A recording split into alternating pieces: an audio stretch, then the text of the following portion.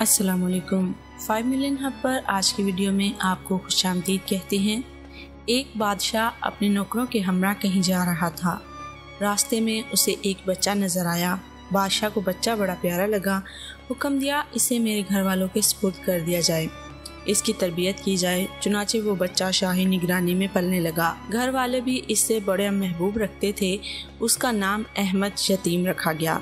बच्चा बड़ा ज़हीन व फतीन निकला। जब बादशाह की वफ़ात का वक्त करीब आया तो उसने अपने बेटे को बुलाकर कहा, मेरे मरने के बाद इस बच्चे की खूब देखभाल करना, उसका ख्याल रखना और उसे किसी भी महरूमी का शिकार ना होने देना। अपने वालिद की वफ़ात के बाद बेटे ने वालिद की नसीहत पर पूरी तरह अमल किया। अहमद यतीम को ज़्यादा अहमियत दी। अहमद खुदादाद सलाहियतों का मालिक था। वो बतदरीज तरक्की की मंजिलें तय करता गया। नए बादशाह को इस पर बहुत ज़्यादा एतमाद था। उसने उसे अपने ख़ास खादमों में शामिल कर लिया और तमाम शख्सी और ज़ाती मामलात में उससे मशवरा करने लगा। कुछ अरसा गुजरा। अहमद यतीम की कारकर्दगी और बेहतर नजर आई तो उसे महल के तमाम नौकरों का निगरान बना दिया गया। अब अहमद आज़ादी के साथ महल के किसी भी हिस्से में जा सकता था। एक दिन बादशाह ने अहमद से कहा, मेरे खास कमरे से फलां चीज़ ले आओ। अहमद जब इस कमरे में गया तो वहाँ बादशाह की खास लोनी को एक नौकर के साथ काबिल एतराज हालत में देखा। इस लोनी ने अहमद की मिन्नत समाजत की कि इस पर रहम करे और उसकी पर्दापोशी कर ले।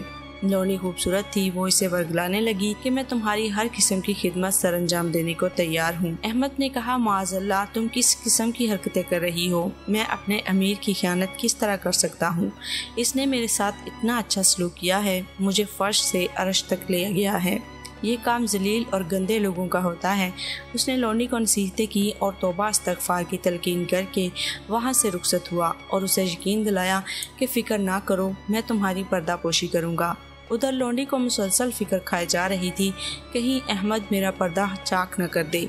शाम के वक्त हस्बे दस्तूर जब अमीर अंदर आया तो उसने रोते हुए अपने कपड़ों को चाक कर लिया और चेहरे पर थप्पड़ मारते हुए अमीर के पास पहुंच गई।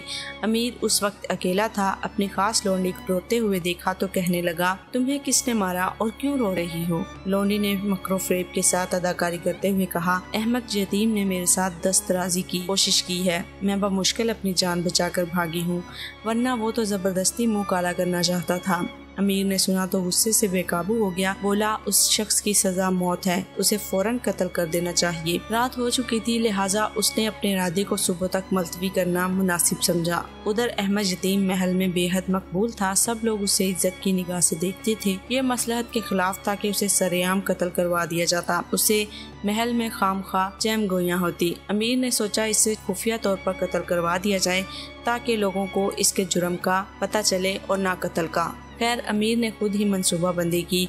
उसने अपने ख़ास आदमी को बुलाया और उससे कहा, जिस शख्स के हाथ एक थाल भिजवाऊँ उसको कत्ल करके उसी थाल में उसका सर रखकर उसे कपड़े में लपेट देना और फिर मेरे पास ले आना।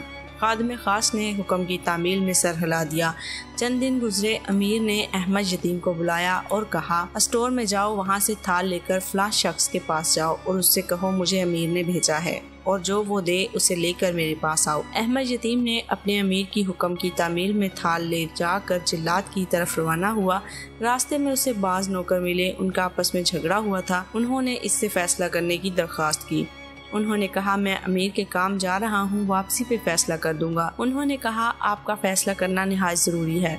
इस काम के लिए हम किसी और नौकर को भिजवा देते हैं। जब वो थाल लेकर आए तो आप इसे अमीर के पास ले जाएं। बात माकूल थी। उन्होंने एक नौकर को इशारा दिया कि वो थाल लेकर फलां शख्स के पास चला जाए और वो जो चीज़ वापस उसे दे यहाँ लेकर आए। इत्तेफाक देखिए कि ये वही शख्स था जो लोनी के साथ बदकारी का मुर्तकब हुआ था। चुनाचे वो थाल लेकर उस खादिम खास के पास चला गया।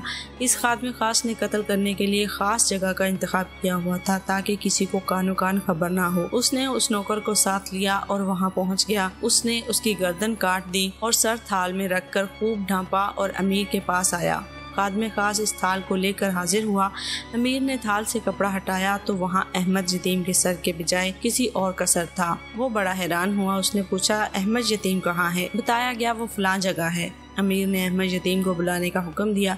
जब अहमद यतीम हाजिर हुआ तो पूछा, मैंने तुम्हें एक काम देकर भेजा था और कहा था थाल लेकर जाओ, तुम खुद क्यों नहीं गए? अहमद यतीम जो तमाम हालात से बेखबर था, उसने नौकरों के दरमियान सुलह, झगड़े और फिर इनके दरमियान सुलह का जिक्र किया। मैं वहाँ मशगूल था। अचानक अमीर को एक ख्याल आया और उसने इस खादम के बारे में पूछा, क्या तुम इसे और इसके गुनाह के बारे में जानते हो? अहमद कहने लगा, हाँ, इसके फलां लोनी के साथ नाजायज ताल्लुकात थे और इसने मुझे अल्लाह का वास्ता देकर चुप करवा दिया था कि मैं इसकी पर्दादारी करूं। अमीर को जब सारे वाक़ई का इल्म हुआ तो उसने लोनी को कत्ल करने का हुक्म दिया और अहमद को मजीद इख्तियारात दे दिए और उसके लिए इस दिल में मोहब्बत और एहतराम मजीद बढ़ गया था। ये था अंजाम एक वफादार की वफा का और एक खाइन की खयानत का। बिलाशुबा अल्लाह रब्बुल इज़्ज़त का फरमान हक और सच है और बुरी तदबीर का वबाल इस तदबीर करने वाले पर ही पड़ जाता है, क्योंकि अल्लाह ताला फरमाते हैं कि मैं बेहतरीन तदबीर करने वाला हूँ। उम्मीद है हमारी आज की ये वीडियो आपको पसंद आई होगी। वीडियो को लाइक और शेयर जरूर करें और कॉमेंट में जरूर बताएं आपको हमारी वीडियो कैसी लगी। आने वाली वीडियो तक के लिए हमें दीजिए इजाज़त। अपना ख्याल रखिए।